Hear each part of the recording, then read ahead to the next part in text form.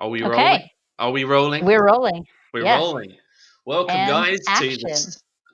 And action? You cut me off while I was doing the welcome. I can't. You know what? There's like a split-second delay. It's not the best. It's not the one. But Okay. anyway, welcome, guys, to the second episode of the AFC podcast. I don't know what you're laughing at. Welcome, guys, to the second episode of the AFC podcast. I don't want you to cut this. I want you to keep this intro as it is. It'll be in the super It better. professional, highly trained, clearly rehearsed AFC podcast. Episode With 2. you sat on a bedroom floor, but it's all good. Anyway, we'll get to that. But Yes. in case you guys don't remember or don't care, I'm Matt. I run ARTEMIS FOWL Confidential. That's all you need to know about me. Over to Meira. I'm Meira. I do the videos for AFC, and that's all you need to know about me.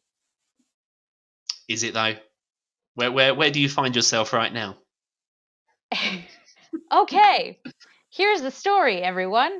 I moved, and our Wi-Fi is not set up yet because the previous tenant had a dog that ate all the Wi-Fi wires.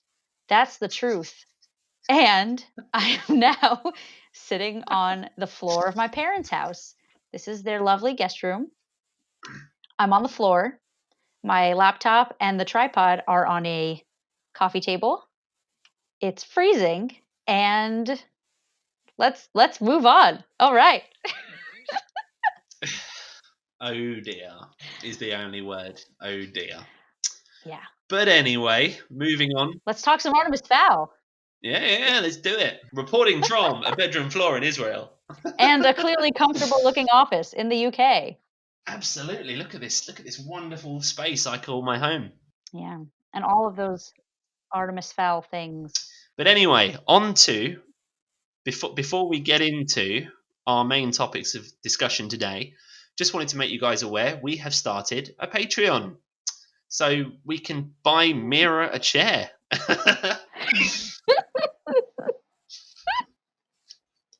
But in all seriousness, we have started a Patreon. We want to get the site funded. We want to keep putting out new content. We want to buy new equipment. Our ultimate goal on the Patreon is that if we hit a certain level of funding, we want to start producing an animated series, means permitting. We want to make amazing things for you.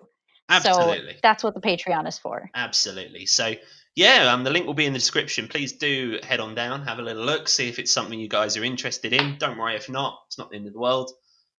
There is one more thing I want to show you guys very quickly before we get into the bulk of the podcast. As some of you know, there's a new graphic novel in the works. I think it's already been finished because I have now got in my possession a sampler. A glorious sampler. Precious. Now we are.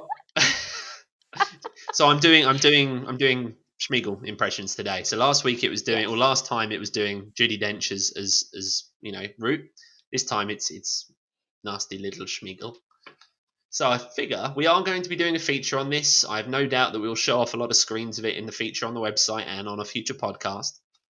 But let me show you a quick scene from the graphic novel.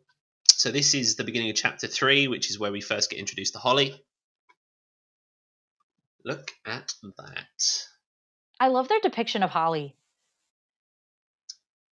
It's so real. It's awesome. The thing is that she looks quite tall in this, but it's probably just the perspectives. I don't think this graphic novel has. Yeah, we don't see with this one. We don't, because it only goes up to chapter 3 because it's the kind of sampler.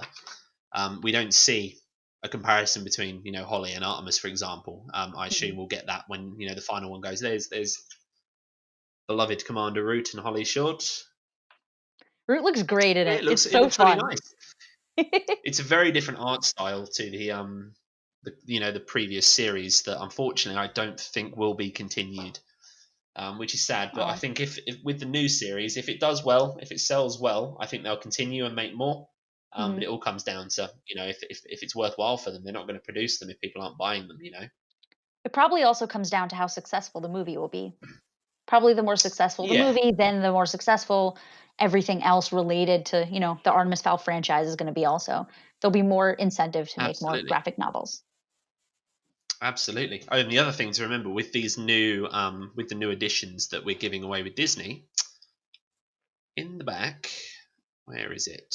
Where is it? Where is it? Where is it? Sorry, just don't mind me while I waste your time flicking through a book. There's the sampler for the new Fowl Twins as well. So again, I've spoken with Disney, and Ooh. I will be able to put up some of this soon.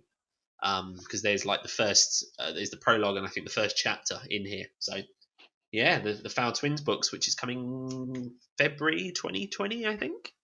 2020, I think. Yeah. There or thereabouts. There or thereabouts. Yeah. Mm-hmm. Anyway, that's going to be exciting. I can't wait to read those. rocking it. So one of the things that we wanted to talk about with you guys today is who is Ferdia Shaw. We know that he's going to be, we know he's going to be our new Artemis. We're all really, really excited to see how he does, and especially to see him on the big screen. It's going to be great, and he's adorable. But what do we know about him as an actor? So we've compiled a whole bunch of facts. We're creepy. It's cool, and we're going to share it all with you. It's great. So let's get to know Ferdia Shaw. How about this? Matt, you want to start us off with just a few basics? Yeah, can do. So we've got minimal facts. We don't have a specific kind of date of birth, so we don't know exact age, but we know he's around kind of 13 years old. Mm-hmm. We know that to get to the place of being Artemis Fowl, he beat 1,200 other hopefuls for the role. That is a lot of people. So that gives me a lot of confidence. Yeah, if they auditioned, I think that's really cool. 1,150, 99 other people, and then went, he's the one. It's cool to think about. Hopefully. I love it. He must be great. We also know theater's in his blood. We mentioned this on episode 1 that he's the grandson of Robert Shaw from he played Quint in Jaws. Very first light, Chief. Sharks come cruising. We've all seen Jaws. Also, what else? He played like a ton of other things. I think his uncle is also a famous actor. It says so on IMDb. Okay, I didn't know that. Mm-hmm. Interesting. So it seems like it runs in his blood. So hopefully he'll be giving an Oscar-winning performance. We can only hope so. That'll be great. We also know that he's a member of the Young Irish Filmmakers. So he's learning about the technical aspects of film. Mm-hmm. He's done theatre, and he's been in a short film as part of, I think it was the Kilkenny Famine Experience. So he's got a bit of experience under his belt, but he's only young. He's the whole point of his casting in Artemis Fowl was for him to be an unknown, like I imagine when Daniel Radcliffe was first cast as Harry Potter. It's very similar. There's a lot of parallels, aren't there? Yeah, there's a lot of similarities between what we're seeing about the making of Artemis Fowl, the movie, and between what we know about how the first Harry Potter movie was made. Similar thing, all the main child actors were all unknowns. I think the only person who had acted before in Harry Potter was Tom Felton, which is cool. But all the main child actors in Artemis Fowl. So we have Ferdia Shaw and we have Laura McDonald, and they're both unknowns. I think both have acted in theater though, if I'm remembering that correctly. Yeah. Ferdia Shaw was in some theater productions. Yeah, I did see. You've seen there's a bit of stuff on Lara's Instagram as well about you can see she's done theatre before. So I think she was in Matilda. Right? Yeah, they're not just picked off the street and gone, you're going to be in this movie. So yeah. Yeah, that's all we have for Ferdia Shaw. I'm sure we're going to learn a lot more about him as the months go on and we get closer and closer to Artemis Fowl release date, which we're super excited for. We have high hopes, and we're really looking forward. So we'll see how that turns out. Absolutely. Can I just add one last very quick thing? Yes. We will be putting up, as we get more information on Ferdia, we will be adding it to the website. So keep an eye on the website because we'll be adding all of that up as we kind of go along. Absolutely. So keep updated. And now on to our next topic. we're going to be talking about those amazing stills that were released of Judi Dench as Commander Root. So we're going to look at these two images. Super exciting. They look phenomenal. Let's get them up here. Gonna have them up on the screen. Yeah, I've just opened them up on mine as well. They are really they're something, aren't they? They really are something. It's Yeah. I got so we've got the two images. There's the first one, which is Judi Dench with the kind of the full LEP getup, the helmet, stood in front of what appears to be the entrance to one of the sort of LEP shuttles. Yeah. And you can see some sort of LEP sort of officers in the background. You also have that neutrino. Yeah. Or what we think is the neutrino. Yeah, well, you can see if you look on Judi Dench's sort of hip holster, you can see again what appears to be another neutrino kind of holstered there. But yeah, it's a very striking suit. I really wanted to see that tri-barreled blaster that we keep hearing about, but I'm okay with this. I'm okay. She looks fantastic. Hopefully it'll come soon. She does. It's a very striking uniform. The helmet looks awesome. Yeah. I think she looks very much like Julius Root. She's got that kind of strong, 1,000-yard stare and grizzly.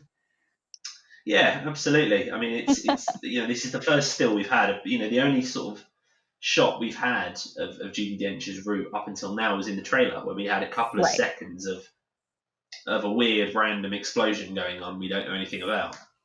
Which we have zero context for. So I guess we'll find out more about that.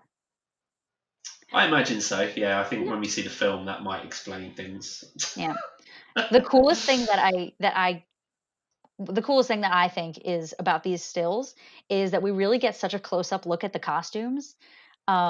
I love what they did with the LEP uniforms. I love like the ribbing on the side that you can see on Root's jumpsuit. I love the leather jacket. I think it's all just so on point. And the visor is also fantastic. Looks really futuristic, very fairy tech also along the same lines. It all has this kind of like very uniform kind of just feel to it. It's really great. And I can just imagine like I don't know, just seeing it in action. It's going to be fantastic. Seeing them all swarming Foul Manor. Yeah. It's actually interesting. Yeah, no, like an interesting like visual because the visor kind of okay. This might be a stretch, but to me it looks kind of like insect eyes. I don't know. Paired with the wings, also we have a lot of with the dragonflies and everything. Well, if they're going to be using hummingbirds, I think so. Whatever, but I think it does kind of look a little bit insect-like, which is an interesting parallel or direction. No, I can see that. I can see what you mean there. Yeah. Again, it's the costumes look fantastic. I remember seeing a comment from someone online about because obviously they're very obviously leather, but the fairy people wouldn't kill animals for leather. So it's got to be some kind of artificial substitute. So yeah, I doubt that will be covered off in the film, but it's just a point to kind of. Put out there that some people have said, the fairy people wouldn't kill animals for leather, but there we go. That's actually something I was thinking about because you can see, as us as humans, we know that it's probably made out of leather. But then you think back in the books, they talk about how all of the fairy jumpsuits are kind of like they're made with shielding fabric or whatever that means. But basically, so their clothes can vibrate with them and their shield can kind of translate to their clothes. I think it's mentioned in like one of the later books, actually. I don't remember the exact context of it. But we can definitely assume that all of the clothing that the LEP is wearing is kind of like just absolutely woven in. We have everything. Yeah, I guess we'll see. And then we've got the second image, which in my mind is even more Root.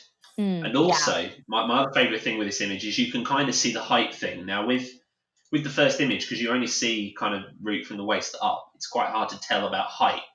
But when you see this second image, she definitely looks like she's been scaled down in height. Definitely. She looks kind of stocky. It's great. Yeah. And the thing is, until we get a trailer or an image that shows a human and a fairy in the same shot, it's going to be very hard to gauge the heights because I think the fairies are meant to be around a meter, aren't they? I think so. Is it I a think meter tall? Holly's a meter tall, or she's like 3 feet tall, less than a meter. Yeah, I And think 'cause the fairy average was 1 meter, 1 centimeter, wasn't it? yeah, something like that. And she's like a centimeter below, and that makes a huge difference because they Yeah. don't have many to spare, you know? Yeah, that's it. Yeah, they are quite small, but yeah, the thing Mhm. I love about this image, I'm just going to enlarge it a bit more now so I can see it a bit better. It's Sure. again, she looks even more like Root. You know, she's got an even more kind of menacing look on her face. She's got that you can see the fist clenched. Yeah. Yeah, I love the hair fantastic. also. I don't know why. I feel like even the hair has attitude. It's quite funny because Judi Dench in this shot and Owen Colfer have an almost identical hairdo. Oh, I saw that. Someone did a photo comparison. It was the funniest thing. I loved it. Yes, yes, absolutely. So we can put the photo comparison up in the video because it was just Yeah, brilliant. definitely. We'll just have it. Maybe she looked at Owen and went, "I need my hair like that for this film." Maybe Owen, is the inspiration for the Julius Root, Judi Dench hairdo, or We'll have to ask him. Commander Root. I can still picture that. Owen arrives on scene, and it's Judi Dench's first day, and she's like, "I need Have that. we That's what I need." have we looked at this closely enough? Is it maybe that is just Owen Colfer in makeup? I don't know, man. I mean, I'm not Foley. I can't just enhance forever. So Is that too much of a stretch? Is it? No, we can't enhance that. We need to Photoshop Owen's face on there. Oh my god, we need to do that. That needs to be. Do you know what? The moment we finish filming this, that is my plan for the night. Is meticulously photoshopping Owen Colfer's face onto this image. then you have to share it on social media and see who notices, though. And by the time the Oh, video he'll is know. released, we'll have reactions, but like just, very innocuously releasing it. I'm going to do that and put that out tonight because I think that will go down a storm. Either that or I'll get angry calls from Owen. Maybe both. Maybe both. But yeah, Oh, wow. I mean, the images look great, the costumes look great. There's Mhm. not a whole lot we can take from this. There's no real context to them. Mhm. We're just going to have to wait and see. I think we're now we're at the mercy of Disney's marketing department as to when we get a new trailer. Yeah. I actually It's killing me in the soul. I really like to imagine that the second still is like, because there's just this look of anger. You can tell that the expression on Dench's face from the first still to the second still. The first still is like, professional but determined, and the second still, her expression is just downright angry. And I kind of have my own personal theory is that she's looking on from the outside after Cudgeon sends in the troll. Yeah, I mean the fact that she's No either longer coming in the from shuttle. or retreating. She's either retreating into a cave or coming out of a cave. Yeah. It's all It's kind of a little interesting. sketchier, There's no shuttle. It's also clear. I think it's clear. It's clear that it's underground. I'm not underground, above ground, just because of the lighting. Time will tell. What come out? But we could dissect this image until the cows come home. I think it's just important now. We've addressed it. We've kind of shown the images off. We've had a bit of a talk about it. We've poked some fun at Owen Colfer, which is the most important part, really. Of course. I think we're just going to have to wait. I can't wait until we have more footage and more images to show, and it's going to gradually come out. But there's not much more we can do, is there? I do still love that we are getting images, though. I think it just reinforces what we said in episode 1 about why they're releasing photos so early and why they released the trailer so early. I think that Disney is really getting a sense of what the fans want, and we want more stills. That's what we want. So listen I just want to the us, film. Disney. If they could release it tomorrow, that would be great. Thanks. You had one more. You had something else you wanted to bring up, didn't you? You had there was something you spotted around on Instagram about some underwater film. Oh yes, actually, this is a pretty cool tidbit. Here, let me get up that screenshot really fast. Sorry, I didn't mean to put you on the spot. No, that's fine. Here, I'm gonna put it up on the screen also, so you can't tell that I'm looking at my computer right now. Just humming away as Meira. We need intro. I can use my buttons again. Listen to this, everybody. I'm going to use it. I'm not going to do the drums. Don't worry. I'm going to do the. I don't see why it's necessary. I need an on-demand. I need to upload a button to this so that whenever I click it, it just has Judi Dench going ARTEMIS FOWL. That would work. Or if just you saying that, because Yeah, we could just. I tell you what. Can you cut that little clip of audio out when you're done editing this video so I can upload it in? Yes. Yes. Okay, so I have the screenshots. Okay, so this is Awesome. pretty cool. I'm going to read them from my screen. There was on Instagram a few days ago. We had there's an agency called KMG. KMG Effects. Yes, I've seen them. Yeah. So they do effects for movies, and they announced that they have a new crew member. This guy named Sam Spurgeon. I have his IMDb page up. He worked on Rogue One. He did some of the visual effects for Rogue One, also for some Black Mirror episodes, Kingsman: The Golden Circle, a whole bunch of other really great stuff. Jason Bourne, pretty cool. His specialty is in underwater photography, underwater filmmaking, basically. And he's going to be working on Artemis Fowl. So there are some theories that are floating around. And we have some users on Instagram. We have Holly Short LEP and Artemis Fowl Trash, our favorites, who are talking. They said that possibly the scene from the first book when Artemis first kidnaps Holly and he hides her locator in a whaler offshore. And Root goes in, tries to rescue her. They believe that that's going to be more of an underwater scene, and that's why they've hired this guy Sam. So we'll see. Interesting. Yeah. So I think it's a pretty solid theory. It's very cool. Again, just because he specializes in underwater filmmaking doesn't necessarily mean that there will be an underwater scene, but I think that it's pretty compelling to think about. And I like the idea. I like that idea about expanding that scene into something that's much bigger than it is in the book.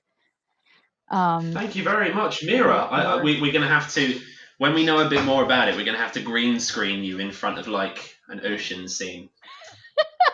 Yeah, I didn't bring my green screen with me, so we'll have to. I'll just add in some waves. But I definitely like thinking about this. I think that if a scene like this happens, it'll be a really cool divergence from the book. Like this is the kind of stuff that I want to see when there's a movie adaptation, which is taking the source material and translating it into something that works so well for the medium that it's being translated into. You know, this is being translated into film. We want a spectacle. That's what film is for. Absolutely. And that's going to be freaking awesome.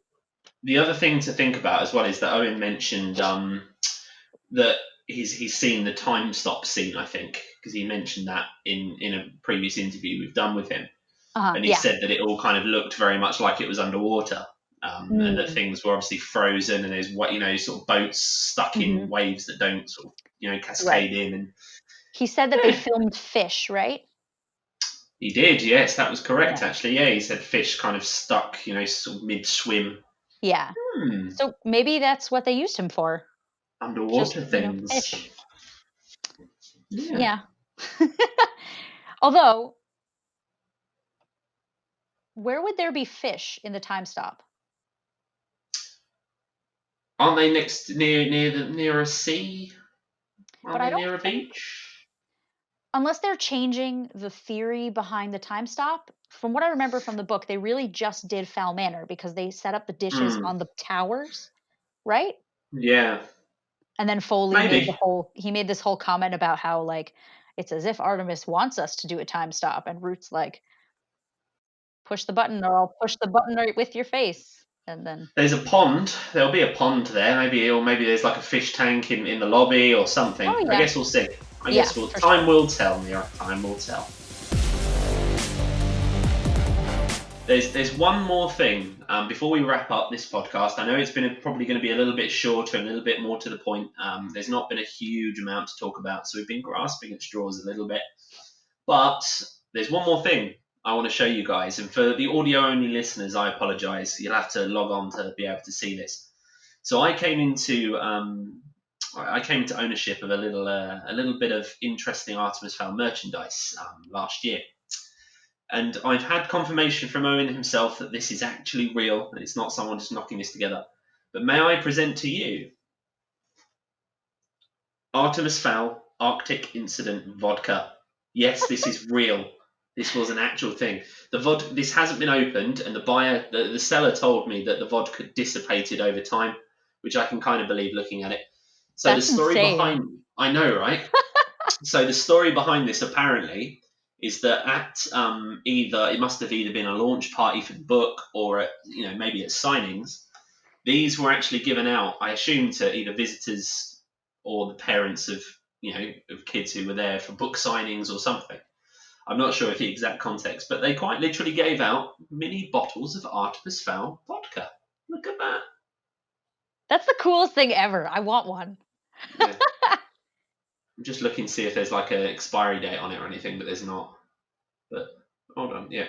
So yeah, there's no expiry date on it or anything, but it's I just wanted to show that off. I'm going to try and find something interesting to show you guys. Sort of every time we do a podcast, I've already got a few things in mind for next time. Mm-hmm. Matt has an attic full of ARTEMIS FOWL things, so we are never going to run out. Yeah, I keep it all boxed up. I don't want to leave it out where the sunlight can damage it because I'm sad like that. So it's all it's all boxed up in big sturdy plastic boxes because I'm pretty sure that's that's the bridge of being a serial killer is methodic collection of books. Just saying. Well. just for the listeners, I'm not really a serial killer yet. Hold on. Oh no! Wait! No. Oh. Oh my God. But yeah, I think we'll leave it there today, guys. I think that's probably about all we've got for you today. Just as usual, keep an eye on the website, keep an eye on the social media. As remember stuff to check drops, out the we'll get it up Patreon, quick. Absolutely, which will be up by the time we release this video, hopefully. Visit the Patreon. Keep checking back for our videos, and we hope to get some fresh new content out to you guys soon. Much love. Yep. See you, FOWL fans. Woo! See you later, guys. That's gonna be the title of this episode. Episode 2. Time will tell. There you go. You've named it.